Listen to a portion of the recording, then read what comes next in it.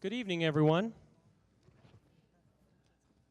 I'd like to welcome everyone to our second meeting of the CG100. Now I'm going to get where you can see me. As you can tell, we've got a little bit of an informal seating here tonight for our first for our event this evening.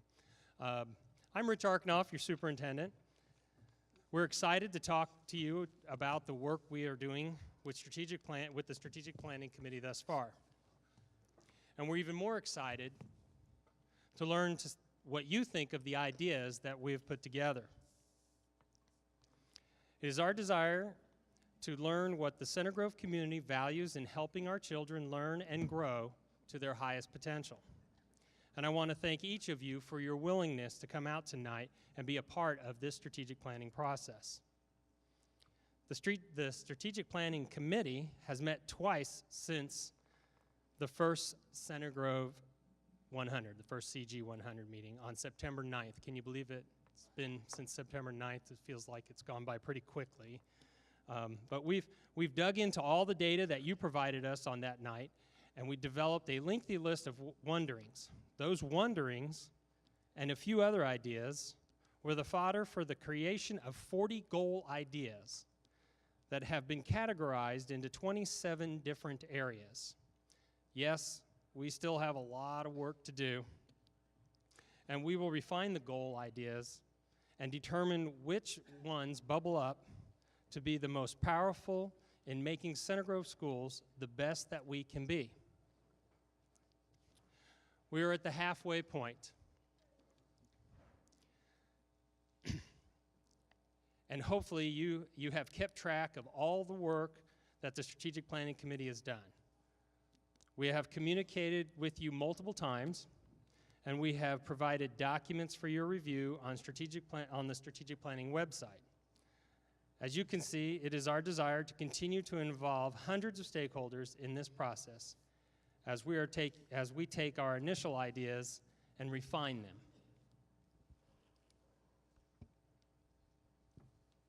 And now my iPad is not cooperating. Don't you just love it? Okay. So during tonight's meeting, we'll discuss 13 topics that had the most questions posed by you. This by no means indicates that we believe that these are the most important topics to discuss. Rather, we realize that it is impossible to provide valuable information in all 21 different goal areas in the time provided tonight. You can, however, receive background information in all these areas on the Center Grove Strategic Planning website. And in just a moment, we will begin. I apologize. I don't know why it's not sliding up here. What that is, let's close that. There we go. Try it now. It's locked up on me. I am sorry. So you can see the agenda for this evening. No working? Okay. All right. And we're going to start this evening. And up here you have a panel before you. I'd like to introduce our panel this evening. And I'll go off the screen. First with us this evening is Mr. Doug Bird, our high school principal. Also with us is Mr. Matt Ayersman, a middle school central social studies teacher and our 2014 Teacher of the Year. Let's give him a hand, by the way. Great teacher. Also, Dr. Paul Gabriel, our Chief Financial Officer. Ms. Sally Hacker, Director of HR, Human Resources. And Dr. Davin Harp, Principal at Sugar Grove Elementary. Mrs. Nora Hoover, Principal at Middle School Central. Dr. Wendy Kruger, Director of Curriculum, and Dr. Bill Long, Assistant Superintendent. Mrs. Kathy Stricker, Director of Special Education, and Mr. Jason Taylor, Chief Technology Officer. So if you give them all a hand, they're going to be on the spot tonight. So we're going to discuss those 13 areas, and at this time I'm going to turn it over to Dr. Jack Parker, who's going to help us stay on track and ask us those questions. So Thank you. Wonderful. Thank you so much. And again, thank you for spending some time with us on this cold evening.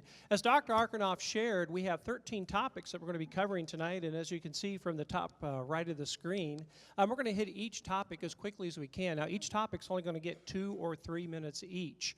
I will tell you there's plenty of opportunity for you to ask additional questions, and if you find your way to the Center Grove website, the CG100 website, there's a link there to ask questions at any time. If you've not found your Wi-Fi access yet, that was on the introductory screen at the beginning. It's basically CG100 if you want to find that. No password if you want to go ahead and log into that now. That way, if you need to go to the website to look at any information or to ask any questions, you can do that. Now, again, we are going to ask these questions as quickly as we can of our panelists, and we will also provide follow-up information. So those additional questions that you have, we're going to post those on the web just within the next couple of weeks. So let's get started tonight with technology devices. That's one of the interesting topics that was brought up in many of the questions that most of you posed. So let's start with Mr. Taylor. Could you give us any background information in that area, please? Yeah, I'd love to. And I like to refer to them as mobile learning devices. And really, it's something that the corporation started deploying about 5 years ago, putting a mobile learning device in the hand of every student. And I'm pleased to say that to start the 15-16 school year, we will be able to say that every student has a high-quality mobile learning device available to them throughout the day, and in the middle school and high school is available to take home with them. We work very closely with our curriculum department to look at and review the software and applications on those devices. It's something that we look at annually and throughout the year to make sure that we're delivering the best learning environment that we can through those devices.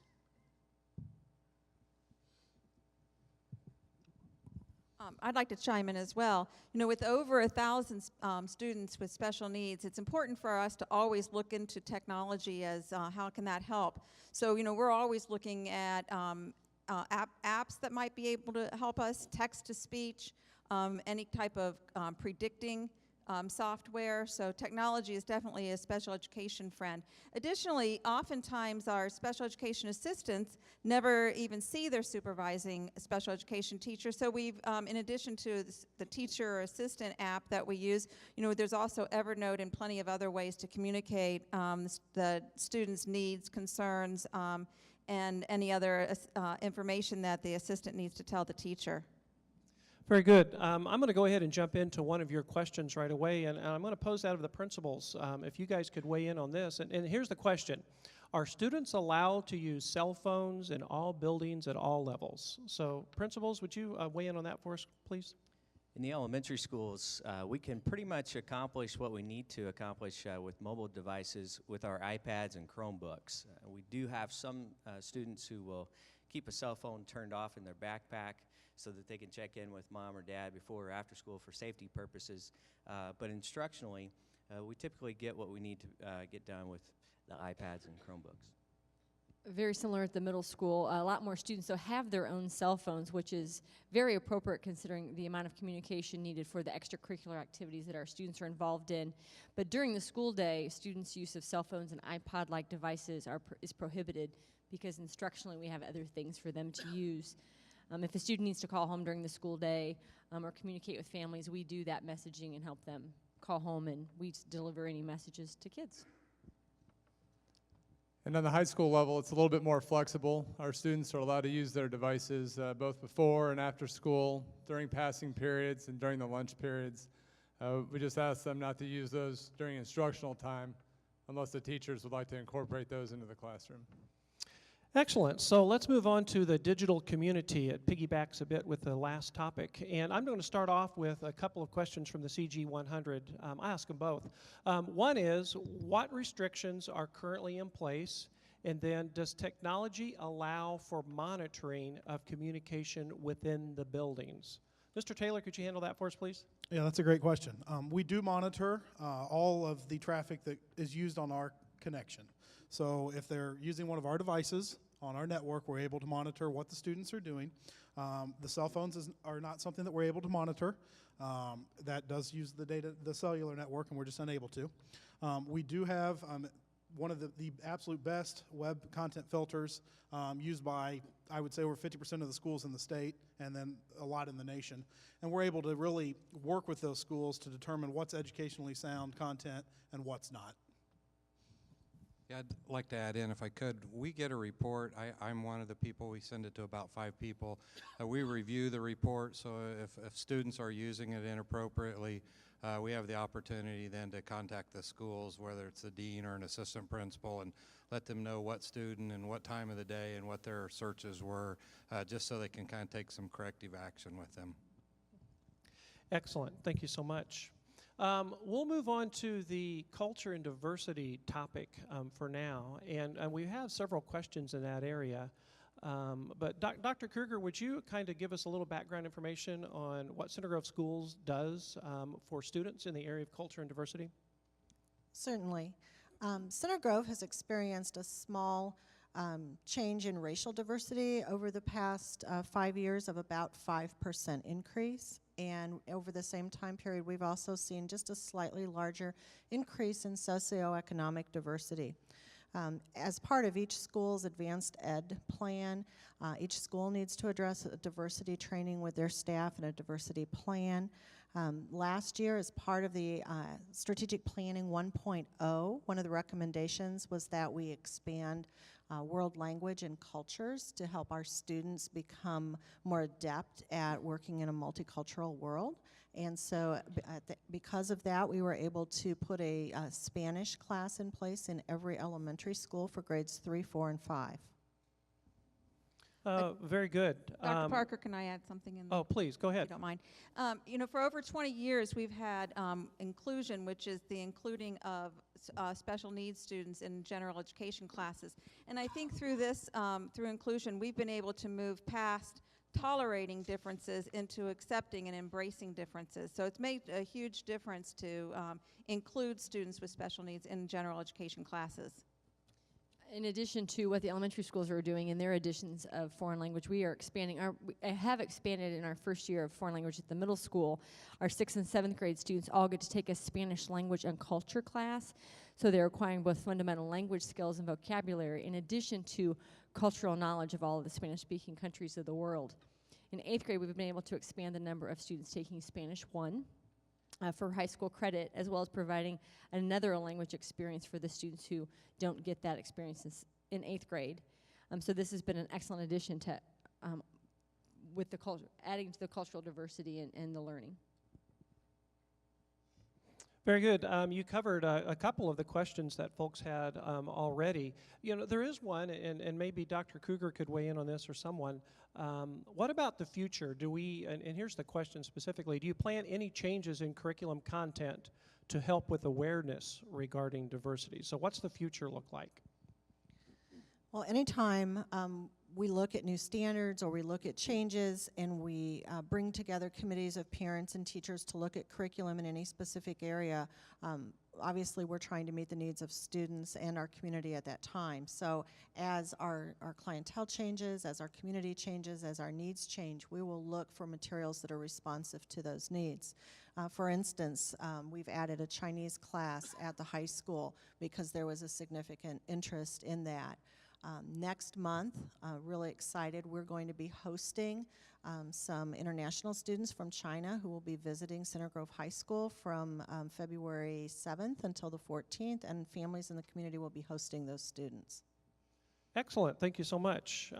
Dr. Kruger, I'm going to stay with you for just a quick second. And the next topic is fine arts. I'm going to start off with a couple of the questions from the group. And the first one is, what is fine arts? What are the areas in the curriculum understood as fine arts? Help us with that. Okay, so when we're talking about fine arts at school, we're talking about vocal and instrumental music. We're talking about art classes, photography, ceramics, painting, drawing, any of the dance classes, any of the theater classes would come under fine arts. Excellent. And are all of the fine arts programs being provided with enough resources to thrive and not just survive? That's a really good question, and I think you have to look at that from a lot of different lenses. One way that we do that is we look at our students' course requests being met.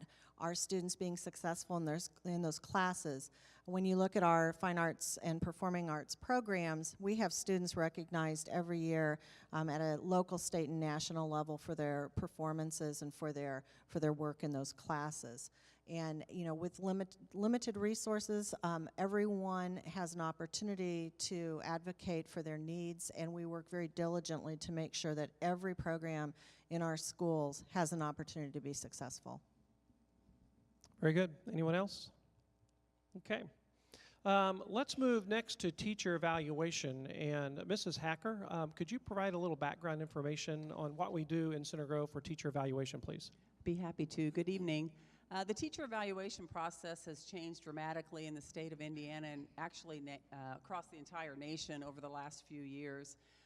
In our school system, regardless of where you are or what grade level your child is in, it's really important that the best people are in front of your child because they only have one opportunity to have their 10th grade year, they have one opportunity to have their first grade year, or whatever it might be. So with that legislation, we have developed our own rubric and our own evaluation system, which will show up here in just a few minutes, and it's all available on our website. But again, the most important thing that we can do is put the best teachers in front of your kids every single day. Great. And Matt, if you have an opportunity to throw that slide up, the teacher evaluation process, I think, that's basically the web page that Mrs. Hacker was referring to. There's a lot of great information about our teacher evaluation process. We have two questions. I think we can get to both of them. Mrs. Hacker, how often and for how long are teachers observed? Our current teacher evaluation process has been in place and fully implemented K-12 for the last 2 years. And new teachers that are brand new to our corporation, they are evaluated 9 times a year formally. So the principal or administrator goes in there, 6 classroom walkthroughs, which are a quick snapshot, 3 to 6 minutes of what's going on in the classroom. There are 2 that are 15-minute observations, and there's 1 that's a 45-minute observation. And depending on the rating that the teacher receives, then the next year they receive anywhere from 4 to 9 formal observations where they receive written feedback from their building administrator. Obviously, teachers are evaluated all the time. So those are the formal types of evaluations, but principals are watching and checking, and it's mutual. The teachers want to do the best that they can do as well, so there are both formal and informal evaluations that take place every single year. Excellent. And just real quickly, I want to ask this one last question in this area. Would parent or student input be welcomed for teacher evaluation ratings? That's a great question. Just like many, many years, when we were all in school, every parent has, I think, an obligation and also the right to call and express concerns, meet with principals, meet with teachers, but also to share positive things. So the evaluation system we have right now doesn't allow the teacher or the parent to actually do an evaluation because they're not in the classroom every day. But in our rubric that you'll see on the website, if you do take a moment to look at that, there is a place where that input is welcome through parent communications and how they work with students. Thank you so much. Let's hit the STEM category. That seems to have been a very popular topic in our community over recent months. Could somebody provide a bit of background on STEM, please? Maybe Dr. Kruger? Okay. STEM is the catchphrase that you've heard a lot about in the media, and it encompasses science, technology, engineering, and mathematics education. And it really is a continuum of a way to teach, starting at integrating those subjects in a classroom level, then a grade level, then within a school, and then within a corporation. Thank you. Anyone? Actually, in the integrated curriculum that Dr. Kruger is talking about, in the STEM classes, really syncs perfectly with the authentic experiences that come with project-based learning. And by using the real-world tasks and partnerships from our community, we can work with experts in those STEM fields to get further authentic learning experiences for the students. And with that, they are evaluated by those experts in the STEM field, and they really build the 21st century skills that are going to take them further in life, such as critical thinking, problem solving, communication, collaboration. A lot of that's going to be a great way for them to deal with the tidal wave of information that they get each and every day. They're going to be able to accept it and apply it after using project-based learning. Let's jump right into a couple of questions that we have. One is, what is the difference between STEM and STEAM, and which of the two will Center Grove be looking to move towards? Well, the real difference between STEM and STEAM is the A in the word, and that stands for the arts. And currently, Center Grove teaches both STEM education courses and arts courses, and the real key is how are those integrated. If you look at the curriculum at the high school with Project Lead the Way, you'll notice that those are integrated STEM courses. The key to STEAM courses would be applying science, technology, engineering, and mathematics within the arts courses as well. Excellent. And another popular question is, will the school district have at least one robotics class in STEM curriculum by the fall of 2015? I think I'll take that one. All right. First of all, we're just excited about the fact that the state just recently expanded the college and career readiness opportunities by offering 2 robotics courses starting as early as this upcoming fall. But as far as implementing those courses, we have a lot of work ahead of us. We have a really worthwhile student-centered process where we investigate what those courses are about and then determine whether or not there's student interest and get school board approval for having those courses. So really at this point, at the earliest, we'll probably offer those probably the 16-17 school year. Excellent. Thank you so much. Well, it's time to move on to the next topic, and that is more of the curriculum foundations, looking at kind of our foundational curriculum in Center Grove. And I'm going to jump right into questions, if that's okay with you guys. With all of the computer keyboard technology in elementary through high school, why aren't the kids taking a grading period long typing class in middle school? Typing. Well, so there's a lot of information that goes into that. One of those is that within the elementary curriculum in their tech labs, each of those tech labs has an adopted curriculum that includes keyboarding.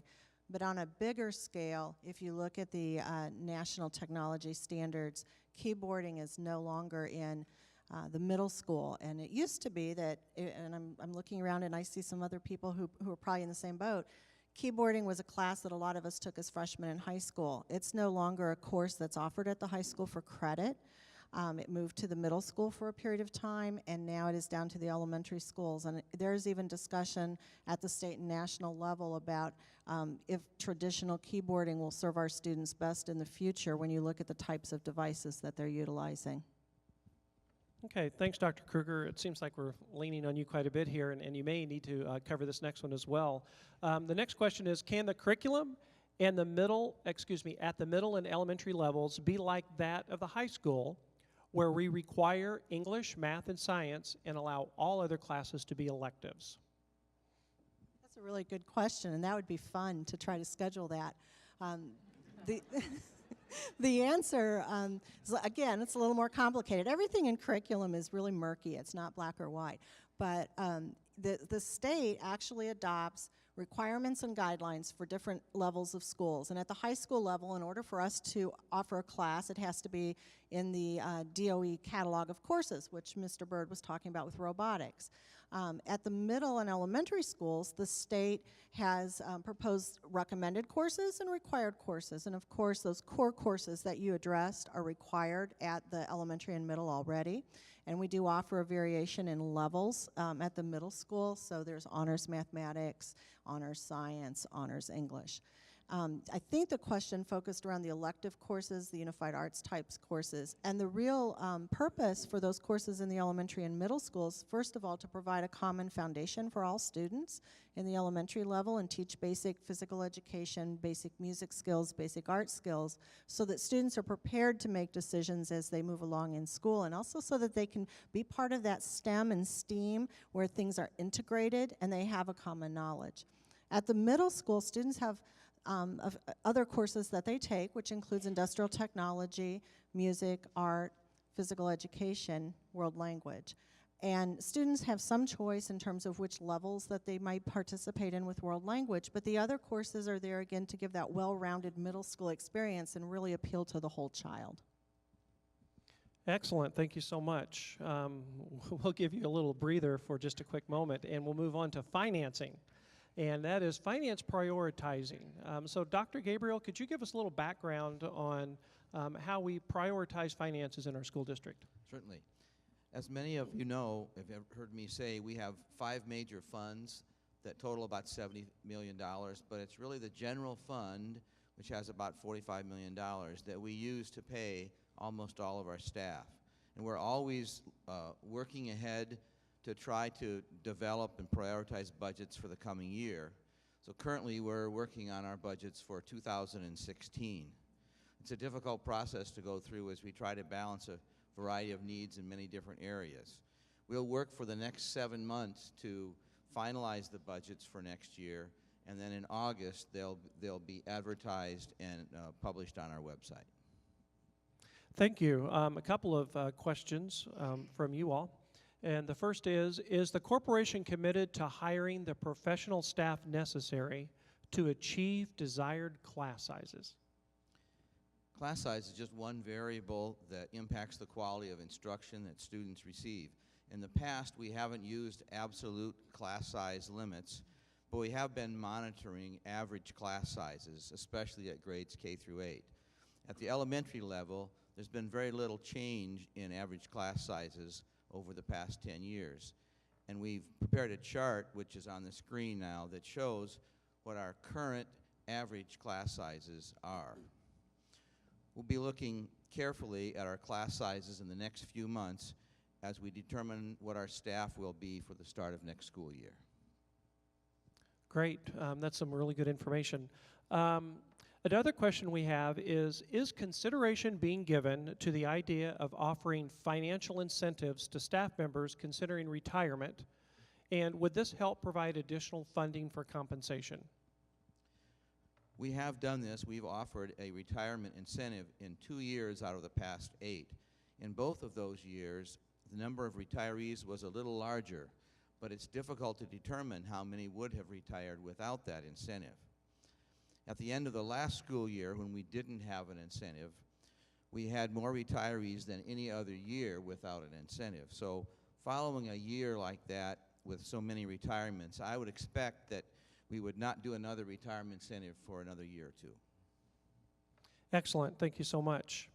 Now it's time to move along to the climate, mostly in the human resources area. That's where we found that most of your questions aligned themselves.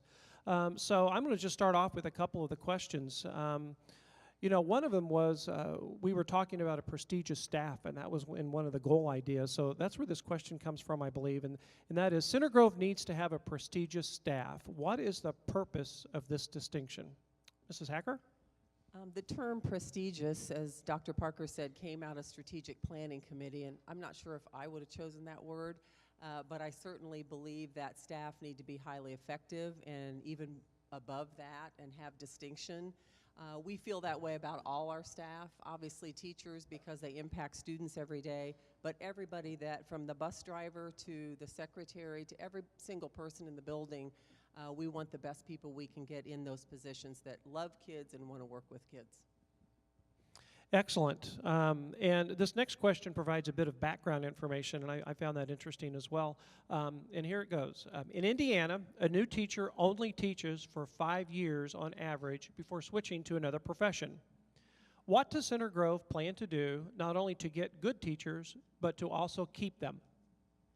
One of the most important things is recruiting and hiring the best people you can possibly find. And our principals do an amazing job of screening and finding applicants. In fact, we had an opening at North Grove a couple of years ago and had over 200 people apply. So we have an opportunity to really be selective in who we choose to bring in front of students. We also have a new teacher academy, so every teacher who's brand new to the profession goes through our new teacher academy that acclimates them to the way we do things at Center Grove. They have a mentor that works with them for the first year and even into the second year to make sure that they're comfortable in their new new surroundings and new field. I would say we're above the grade. Most teachers that we have don't leave after 5 years unless they move away or somebody gets transferred to another state. The other thing that I'm really excited about this year is we have 7 teachers who are working toward national board certification, and that is a very prestigious, to use the word, and distinct title in the state of Indiana and across the nation. So we're very excited about that opportunity. They've formed a cadre to really work together to accomplish that distinction. And also recently, we added a wellness center that all of our employees are welcome to use that are on our insurance. We think that's something that keeps people in a location. And also, we opened a daycare in January that we've talked about for many years. And for younger staff that have children of their own, that's another perk that we believe will attract people and hopefully keep them here. We want to keep them as part of our Center Grove family. Yeah, that's very exciting. I was watching a little bit of the training on the new curriculum that they developed for the daycare and preschool program, and it's really cool. So, you know, as long as we're talking about staff, let's go ahead and move on to professional development. And, you know, don't have any questions per se in this area, but it has been a very interesting topic and one that's been brought up a lot in our meetings, especially strategic planning committee meetings. So we thought we would have that as one of our topics tonight. So share a little background on how we do professional development in Center Grove, panel, if you would, please. And I think there might be a graphic for this, Matt.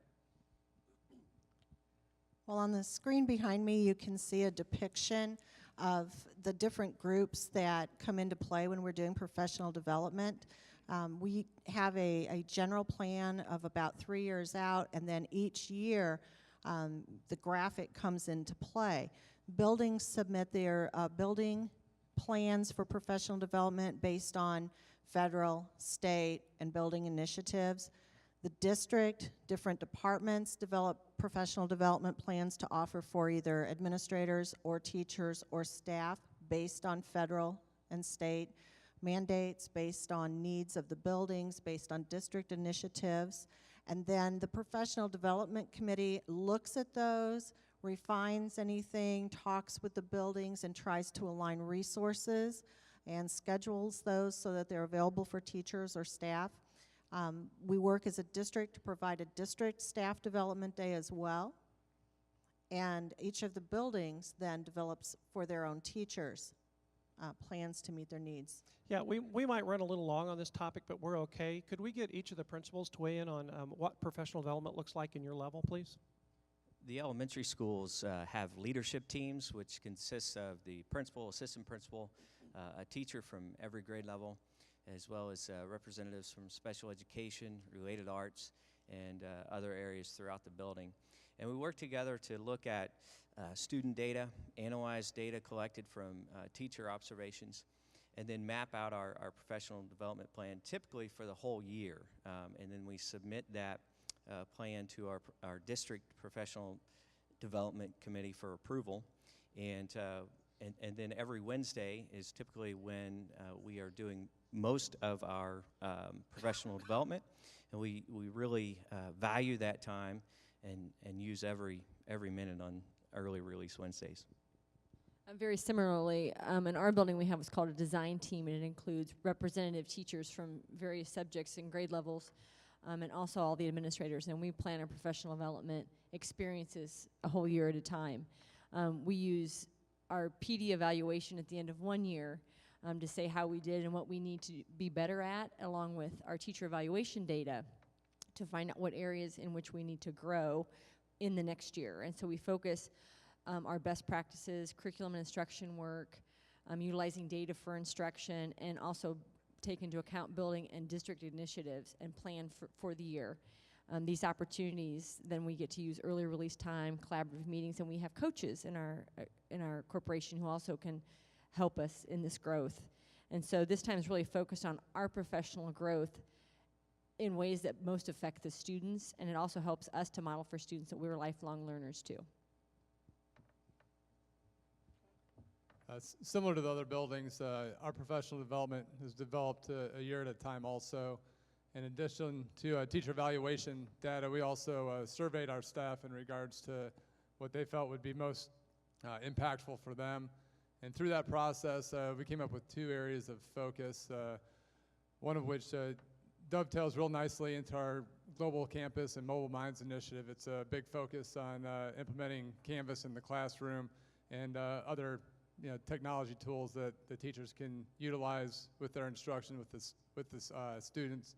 And then other part is a data-driven informed instruction piece where we really get down to what's going to help our students the most and help adjust the instruction depending on the student needs. Great, and that's a very nice segue to the next topic. And Center Grove, as many of you know, is a very great leader in the area of e-learning. We have schools visiting all the time. So Mr. Taylor, talk to us a little bit about what is e-learning and what are we doing in Center Grove? Well, we have a variety of forms of e-learning. From the elementary level, where a teacher might use an online tool to help personalize some reinforcement instruction for their students, to the middle school, where we would use technology to foster some PBL activities, as Mr. Erzman was mentioning, where students could work together and collaborate. And then here at the high school, as Mr. Bird mentioned, we use a product called Canvas, which really allows us to create somewhat of a virtual classroom and allows us to either blend the instruction where part of the course is taught in the classroom face-to-face, part of it online, or in the case of a global campus course, a student may only take the course online, and that may be their only interaction with their peers and the instructor. So we have a lot of variety of that. Really excited that we're developing 13 new global campus courses for this summer and the next school year.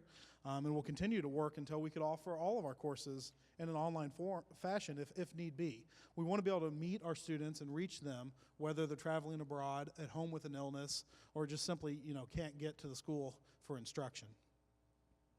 Very good. And that was also, if you've noticed the input that you provided from September, that was a very interesting topic from the input you provided. And that's all on the website as well if you want to go back and reference that. We're going to go ahead and talk about start times next because that's bubbled up again. And I know Dr. Long was involved in that some time ago. So I'm going to start off with a question if that's okay with you. And Dr. Long, could you answer it for us, please? Research has clearly shown for quite some time that high school students should be starting their school day at a later hour. How soon could this be implemented within the school system? Thanks for letting me do the easy one, Dr. Parker. Yeah, no problem. About 6 years ago, the school corporation explored the option of switching start times between the elementary and secondary schools based on a request from our elementary principals at the time. And it's true, there is a tremendous amount of research out there that supports flipping those times, starting elementary students sooner or earlier and secondary students a little bit later. And recently, a few Indiana school corporations have explored this idea, but really without making a change. I think Noblesville's one that has done that. When we took this proposal to the community, it was, and this is probably being nice, it was a very unpopular idea. There were a myriad of concerns that were brought up, with the primary ones being daycare issues for elementary students after school, because some parents depend on their secondary siblings to babysit when they get home. And then the other big one was the length of day for secondary students involved in after-school activities. So if you're going to school till 4, then your rehearsals or your practices would end much later, meaning you get home a little bit later. So it can be done, but it's not in our plans right at this moment to be done. Very good. Thank you so much. Very, very nicely covered, and I have a pretty good memory of that as well. So I'm going to go ahead and hit the last topic right now, if we could, please, and that's communication, mostly centered in the curriculum area. And Dr. Kruger, I'm going to put you back on the spot, and I'm just going to start off with both questions right off the bat, because we're running short on time here. We have more than 13 seconds, though.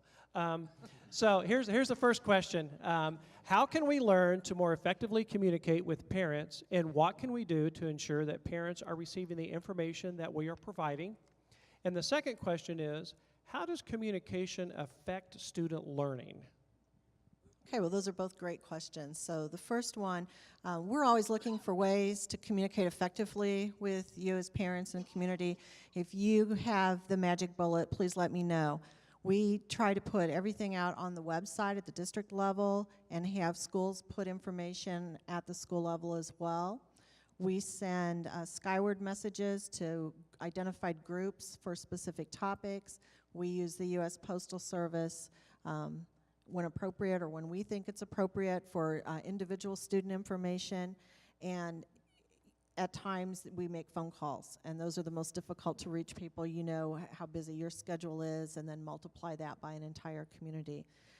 In terms of student learning, Skyward is a great tool for each of you. Within Skyward, you can look at your student data. Your students can look at that. You can see real-time grades. You can see testing information. You can see attendance. And because you can see that so quickly, your student or you have the opportunity to address any issues or concerns before they become too big.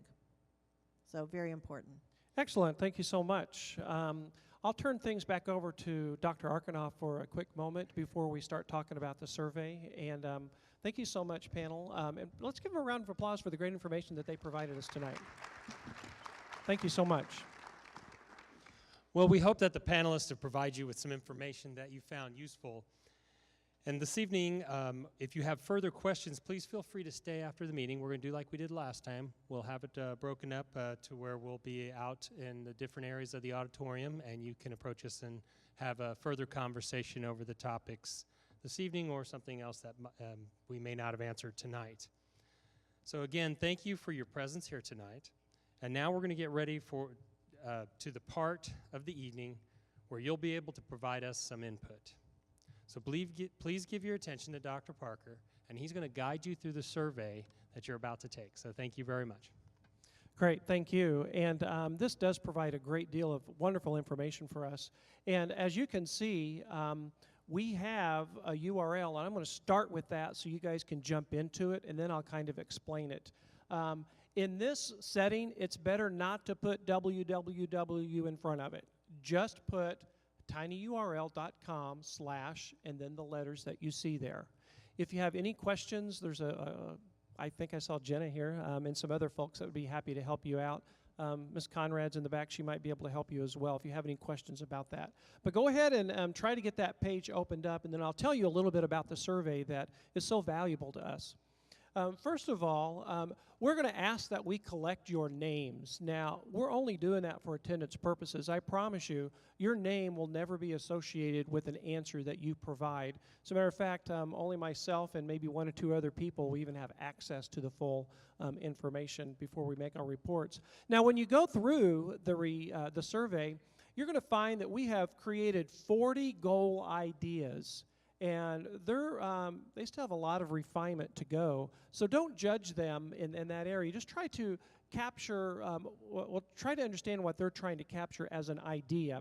And we've organized them into 21 categories. And what we're going to want you to do is to please rate them on a scale of 1 to 7. 1 means you strongly disagree in how it impacts student learning. 7 means you strongly agree. Did I say disagree the first time? Okay, strongly disagree for 1, strongly agree for 7, and if you're neutral, just go ahead and put a 4, okay? But we're going to want you to rate each of those goal ideas 1 at a time. And if you have any questions, I'd be happy to circulate as well. But we promise that we're going to get you out of here in time, and this is a 15-minute survey, and we have 16 minutes before it is time for us to leave. So I'll be quiet, and we'll dismiss the panelists and let you guys go ahead and start taking the survey. And again, thank you so much, and I'll be back when time's up. Go ahead and start taking it. Thank you.